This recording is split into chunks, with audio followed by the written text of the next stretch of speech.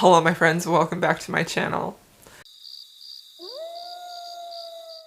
Okay, so today is just going to be probably a quick video because I only have a few books to talk about, but I read some books recently that I want to talk about, so I thought I would sit down and chat with you about them. This is just essentially sort of like a weekly reading update because I also want to talk about a book that I am currently reading but I'm not finished with yet. And I also just wanted to say, I am so terrible at responding to comments. I keep telling myself I will try to do better, but there's just not enough time in the day. But I did want to say a big, huge thank you and just let you all know how much I love and appreciate you for all of the comments that you left on my most recent vlog talking about mental health. And I'm just so grateful for all of you and just thank you for being here and supporting me and watching my videos and being my friend. And Kazi's in here licking on his little feet because, hey, can you stop, sir? Thank you. This is a new hobby of his.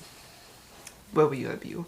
Okay, let's get into the book. So I have 3 books that I have read. Oh, hello. He wants to say hello. Oh, yes, hello. What a good big boy. Yes, you're such a good boy. Oh my goodness, thank you. Thank you.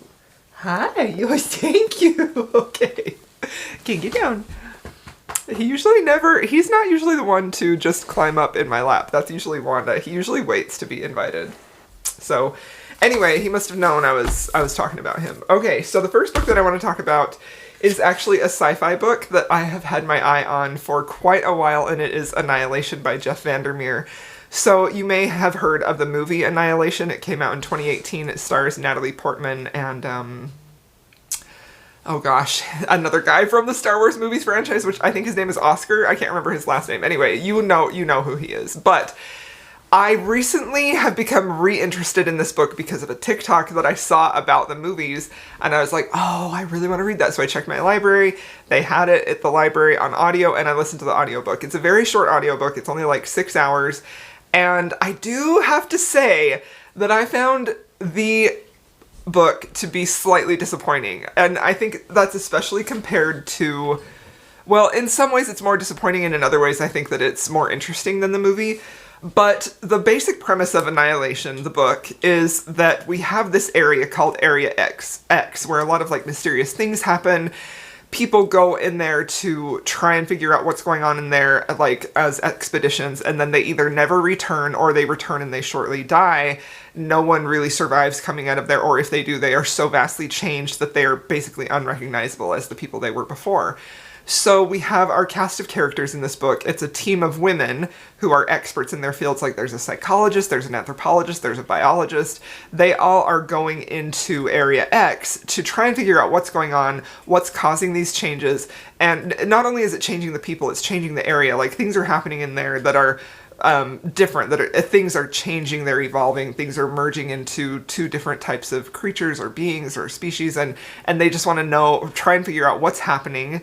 Can we stop it, maybe, potentially, or do we just want to study it? And also, like, what is happening to the people that go in there and come back? So the thing that I think this book does really, really well is ideas. I think this is a book that is full of ideas. And honestly, I think that's where sci-fi really shines, and one reason that makes it so appealing to people, to readers, but also something that makes it really stand out. It can do some really powerful and amazing things because so much of it is just this conceptual idea of what if this happened in our society? How would people behave? What would they do? What would our society look like? How would things change?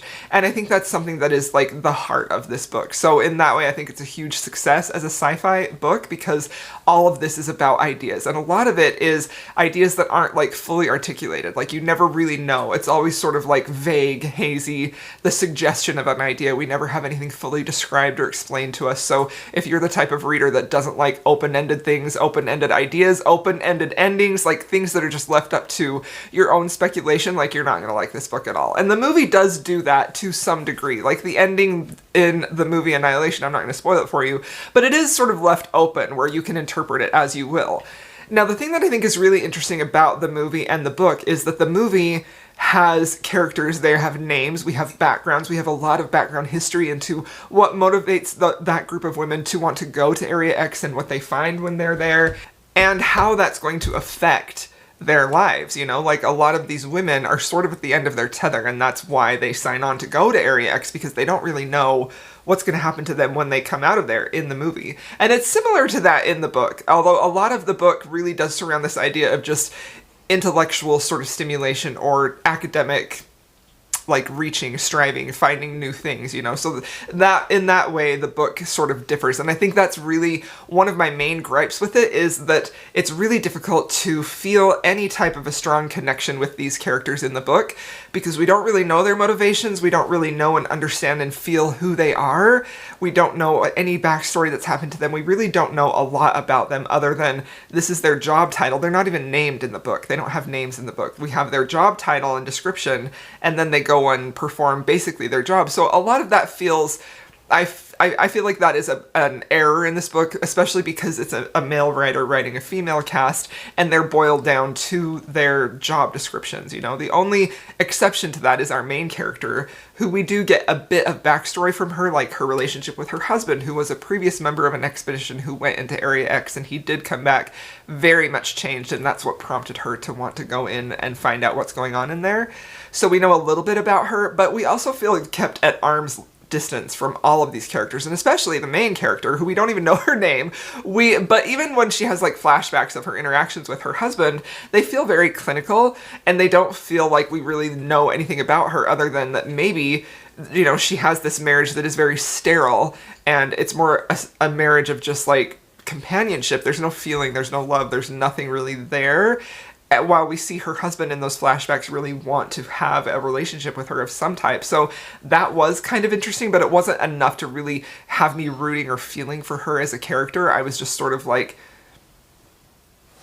interesting, you know what I mean? And then I think another thing about this book is there's not really any plot. It's really just sort of this vague, meandering, sort of discovering things, but not ever really understanding what they are or explaining what they are, sort of clocking these things, these descriptions of what it might look like in a way that is very beautiful and poetic. And I think that's another thing this book does well, is the author has some really great lines in here that talk about, like, humanity and what it feels like in a world that could be changing to humans' destructions. You know, like the whole title of the book is Annihilation, and a big theme of it is self-destruction, how humans sort of have this innate nature to self-destruct and to do things that are going to cause their destruction over time. And I thought that was interesting, but it just, to me, this book felt like it tried to go to a place that I was hoping it would go, but it never fully got there. Like, a lot of it was speculative, a lot of it was vague. And I don't have a problem with speculative fiction, but I do kind of need there to be more of like a, if it's going to be like speculative as far as like the elements of the sci-fi and the world, then I kind of want to have there be more of a plot or more of a character focus. And I don't feel like we really had either of those. And so because this is really just a book based on ideas, and there was such a speculative feeling about it, nothing really explained or really explored, just sort of like presented, and then you're left to sort of internalize what that means, and that's fine, but I just don't feel like it had the impact that it could have had for such a great idea. And again, that comes back to my desire to, I want to see the story unfold and those ideas unfold through the characters, through the way that they change, or the way that, you know, they have changed in the past, or they may change in the future, and also with the story, like what's happening in this world, why is this a thing? So I just felt like there was, for my taste, there was too much left unexplored, too much left up to conjecture in a way that felt unsatisfying to me and was disappointing. So I think this book had some cool ideas, but I just don't feel like it fully delivered on them. Okay, so now the next book that I read is King of Greed by Anna Huang, and this book, I've been waiting for this book. I'm a huge fan of Anna Huang. I really, really, really love her books. I think that there is just, I think she's a great writer. I think she knows exactly how to present a relationship in a way that rings true, even if it doesn't feel super realistic, because I mean, again, like, in fiction, I don't want it to feel super realistic, but I want it to ring true to what actual love and romance feels like, at least in my experience, and I think that Anna gets that perfectly. So this is a book that is a second chance romance, marriage in trouble, billionaire hero, there's lots of groveling, and I thought it was perfectly executed. I gave this book 5 stars, and again, this is my new favorite Anna Huang book. I just was completely blown away with this. I think that she had such a good grasp on her characters. I think she had such an excellent, insightful understanding of what love, long-term love, actually is and what that actually feels like, and the heartache of feeling like that love may be lost that you based your entire life around and trying to start over as far as our heroine goes. And it was just so beautiful watching this couple work to get back together, to reclaim their love. It was a thing of beauty. So the basic premise of this is we have Alessandra, our heroine, and Dom, who are married. And Dom basically started out as nothing. Like, he grew up in foster care. He had absolutely nothing. He worked his way very hard through college to get where he is today. And where he is today, he is a billionaire. He's an extremely successful businessman in New York. And everybody, like, knows and fears his name, basically. And he built that empire himself with Alessandra at his side the entire way, because they meet in college when he is in need of a tutor because he's trying so hard to get through Thayer College, and he doesn't really belong there. He doesn't have the money there, and he's desperate to do well in school, so he gets a tutor, and it's Alessandra, who he calls Allie, I believe. And they fall in love. And I just feel like this book hit on everything that I like in romance. Every single thing. We have some flashbacks into the past, watching them fall in love as kids, that first true deep love when you meet your person. And it just, like, that rings so true to me, maybe partly because I met my husband in college, and that was like, as soon as I met him, it just felt like my whole world shifted around this person, and I just knew he was going to be the center of my life, and it was just such a... Anyway, this isn't about me. So they meet in college. There are a few flashbacks. I don't think that we spend too much time in the past. I think we get just enough of seeing them fall in love and how their relationship developed to feel the weight of what they have to lose 10, 11 years later in their relationship, when things are at a point where, we have our hero Dom, who he hasn't been unfaithful, he hasn't been abusive, he has basically been neglectful of her in a way that, like, he misses appointments with her, he misses dates with her, he doesn't put her first, he puts his business first, to where it comes to a head where it's their 10-year anniversary, and, she has created this night, this getaway for them, something that's going to really express their love for one another, and he forgets about it. He doesn't meet her there. And that's the point when she decides, okay, that's it. I can't do this anymore. I have dedicated my life to you, and you will not put me first, and so she leaves. And that's the thing that was necessary, not only for her to try and, sort of reclaim who she was and find out who she was in a way that she's dedicated her whole life to this man. And now she's like, okay, I'm going to start over. I'm going to try and build my own business. I'm going to try and live my own life. And that is such a huge moment in Dom's life, because he was like, wait a minute. I didn't know any of this had happened, like, because he's just a big dummy, like a big dummy. And so he is just, like, shook that she left him, because she was his world, even though he hasn't treated her as such, because he puts business first all the time. And watching him try to win her back, and seeing the turmoil that she feels in, she still loves him. She's always going to love him, but she cannot be hurt like that again.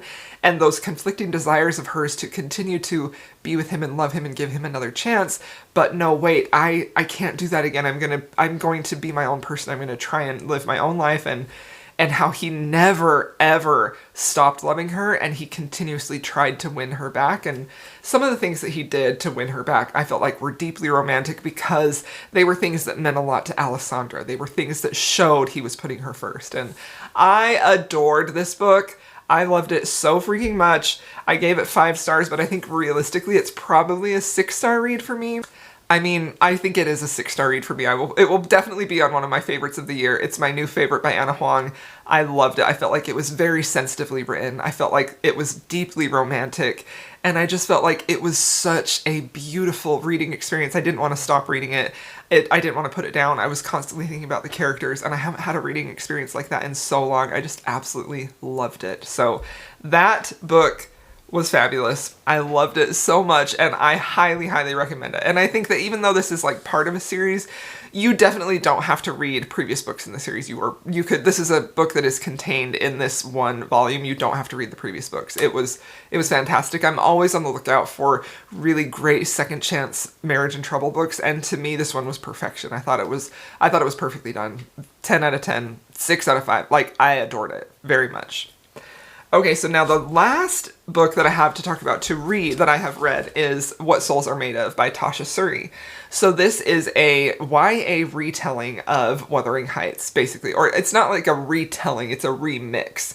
And the idea of these books, there are several. I know there's a Little Women one too, and I'm not sure what other books are out there. The idea of them is to take a classic that is really looked at through a white privileged lens, through the lens of a BIPOC author, or through different diverse races and things like that. So this book was really interesting and really beautifully done. I gave this book 4 stars.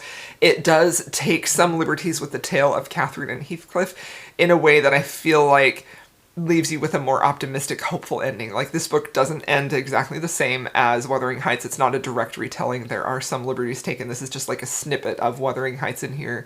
But I do think that this was a successful book. I gave it 4 stars. I enjoyed it. I thought there were some moments in here that were really interesting. It looked through the lens of like racism and how that affected the characters and how that affected their life and their choices that they made and the choices that they could not make. I felt like it was really beautifully done. I think Tasha Suri's writing is stunning. This is the first book I've read from her. It was absolutely beautiful.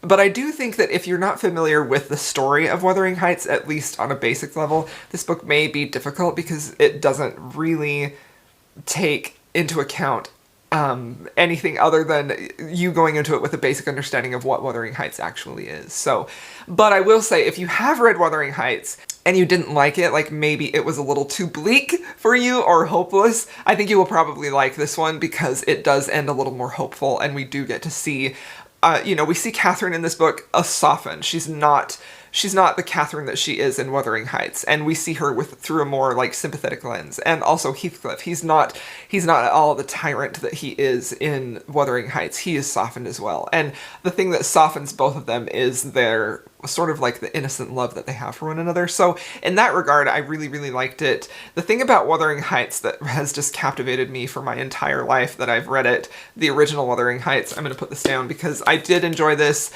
I liked it a lot. I think that it could have gone a little bit deeper into some of the themes that are in Wuthering Heights, explored through the diverse lens a little bit more, but I still think it was a really great, beautiful story and just absolutely beautifully written. So the thing that I really love most about Wuthering Heights isn't that it's just a toxic relationship. It's not that it's a romance. Like, I feel like a lot of people go into Wuthering Heights because you see, I've shared them too, very romantic quotes from that book. But that's not a romance. That is a gothic tragedy. And I think the thing that really is so compelling about Wuthering Heights is that feeling of desperation, almost like that feeling of obsessive love. And also, Wuthering Heights is largely about childhood trauma, how that shapes us, how that hurts us, and the choices that we can and cannot make because of the trauma that sort of rules our life. And I think that's why Catherine and Heathcliff are so appealing, is because they are trauma bonded, essentially. And we can kind of see a little bit of ourselves in them. Even the parts of ourselves that we think are ugly, the parts of ourselves that we think could have potential for beauty, we see that in Catherine and Heathcliff in a lens looking back to us. But again, I keep coming back to the concept that Wuthering Heights has overwhelmingly of obsessive, all-consuming love for someone in a way that it changes who you are so that you feel like you cannot function without this person anymore. That is captured more perfectly in Wuthering Heights than I have ever seen it captured in fiction. Ever, ever, ever. And so that really is a little bit why I feel like this felt like a little watered down, because it takes that very powerful concept of this just desperate, obsessive, all-consuming love. And that's exactly what it is. It is love. It's not just an obsession. It's love, but it's a little bit of a twisted love. A love that isn't exactly healthy. A love that, causes vengeance, causes shame, causes a lot of things to make our characters do painful things to those around them and to each other. And that element was lacking here. And I think that makes it more palatable, right? It takes that hard, painful reality of what damage a love like that can do and how many people actually are in a love like that or have experienced a love like that. But I think that's what makes it so compelling. One of the things it does. So I liked this book a lot, but I do feel like it definitely felt like a watered down version of that particular concept. And I wish that we could have explored a little bit more, childhood trauma, how that affects us, how Catherine grew up with privilege. And even though she was, essentially white passing and what that meant for her in this book, how that privilege affected her life and how Heathcliff both benefited and was extremely not benefited by that in his life. So I liked this a lot. It was a really fun look at Wuthering Heights in a way that definitely felt more optimistic and more hopeful. But again, like, the thing that continuously draws me to Wuthering Heights is that dark... I mean, that's why I like Deathless by Catherine M. Valente. That feeling of this love, this all-consuming... And I am using love because I do feel like that is a suitable word for it. But it's not always a healthy love. It's a love that is consuming and destructive in nature, even if it is like a self-destructive type of thing. So I enjoyed that book a lot, but it was lacking that element that I wanted it to have. That is what captivates me so much about Wuthering Heights. So, alright, and now the book that I am currently reading that is taking me a very long time is Swordcatcher by Cassandra Clare. So this is Cassandra Clare's first adult fiction, adult fantasy, and it's her first fantasy book that is not a Shadowhunter book. I believe this is her first book that is not a Shadowhunter world. So this is a completely new fantasy world that she's created. It's very, very long, but like, this book is so stunning, and we get to see these beautiful maps, and like, it smells so good. Like, this book is just an experience. But I have been listening to it on audio, and I recently decided that I'm going to read it physically because the audiobook isn't really working for me. I'm kind of struggling, once again, with really staying engaged with audiobooks. I find my attention wandering, and I don't want that to happen with this, so I'm going to switch to reading it physically. I am only this far into it, but that's 200 pages, so this book is very, very big and very long. So this is a fantasy book that is basically about a child, a boy, Kel, who's in an orphanage, and he's taken in by the king to be the sword catcher for the prince. Basically like a double, or someone who can catch swords, essentially, so the prince stays safe, you know, in that way. And then we have our alternate perspective of Lynn, who is the heroine, who wants to be a physician, but she has a lot of... that's where the realm of, like, the magic is going to come into both aspects of that, but I don't feel like I have a full understanding of the magic system in here. I don't really understand how it works. I don't even really understand how it's coming into play into our story. I feel like we're just kind of getting that right now. So that's basically it. I do feel like the thing that I was honestly a little worried about with any time a YA author, who is an author that I think is just really amazing, that does such great work with YA as far as like themes, stories, characters, like those things are really important to me. They have a really powerful way of writing that is effective in getting that message across to both a YA reader, but also that it can transcend to anybody. Like, I feel like there are a few authors who do that really, really well, and I think Cassandra Clare is one of those. But something that I really don't like is when a YA author starts writing adult, and the thing that they do to delineate that, hey, this is an adult book, is they just fill it with F words and sex scenes, right? I mean, I'm thinking very specifically of Jennifer L. Armentrout. If you take out the sex scenes in her From Blood and Ash and the cursing, the themes in there are very easily palatable for a YA audience. That's a YA story with sex in it. And that's something that I feel like is fine, you know, like, I'm not saying there's anything wrong with that, but I feel like that's surface level stuff. That's low-hanging fruit, right? If that's the only thing that is going to delineate a YA book from an adult book, then to me, that's boring. There's nothing there that is of interest to me, because we're not really delving into what makes an adult book an adult book. So I was worried Cassandra Clare was going to do that. And I was very pleasantly surprised to see that she is not using that as the thing that marks this as an adult book. Now, there are some scenes in a brothel, but it's not, like, meant to be titillating or descriptive. It's sort of just like, this is a part of our character's growth and how he grew to be who he was. So it's not in a way that feels like this is just in here for, like, smut talk, essentially, you know? So I feel like the thing that she is doing to really make this feel like an adult book is she's taking her time in setting up the world. It's very detailed. She's layering this with a lot of nuance and a lot of things that really require the reader to take your time and to think about how this affects our characters. There's less here that is spelled out for you, and I really enjoy that too. And overall, just like the way that this feels like we're slowly sinking into the story.